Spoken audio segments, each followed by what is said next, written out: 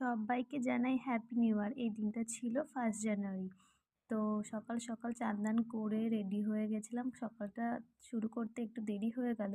কারণ আমরা যাব পিকনিক, তাড়াতাড়ি করে বেগুনিটা করে নিয়ে ব্যাগপত্র গুছিয়ে নিয়ে চললাম পিকনিকে। তো আমরা মাঠেও চলে এসেছি।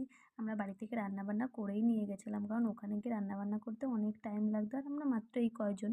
তো এত জিনিসপত্র নিয়ে গিয়ে পিকনিক করব, এর থেকে সবাই মিলে বাড়িতে রান্নাবান্না করে নিয়ে গিয়ে ওখানে আনন্দ করে খেয়েছি, ঘুরেছি। তো রীতিমতো আমরা সবাই গুছিয়ে বসে পড়েছি। তো সবাইকে আমি খেতে দিয়ে দিচ্ছি, সবাইকে খাবার দিয়ে লাস্টে আমি খেতে বসবো। তো আমাদের মেনুতে ছিল বেগুনি ছিল, আলু পোস্ত ছিল, মাংস ছিল, চাটনি, মিষ্টি, পাঁপড়।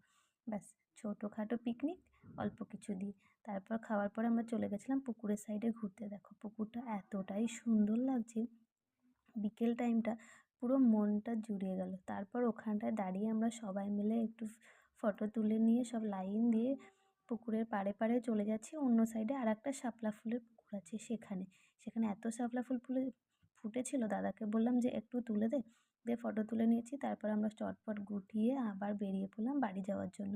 তো প্রচণ্ড ঠান্ডা পড়ে যাচ্ছিলো, তাই আমরা একটু তাড়াতাড়ি বেরিয়ে পড়লাম। এখনও প্রচুর লোকজন আছে যারা পিকনিক করছে, এখনও শেষ হয়নি। আর এই জঙ্গলের রাস্তাটা দেখেছো? দিনের বেলাতেও এত সুন্দর লাগে, গরমকালে তো এতটাই ঠান্ডা এই রাস্তাটায়, খুবই ভাল লাগে। আর একবার সবাইকে জানিয়ে দিই হ্যাপি নিউ ইয়ার। সবাই ভালো থেকো, সুস্থ থেকো।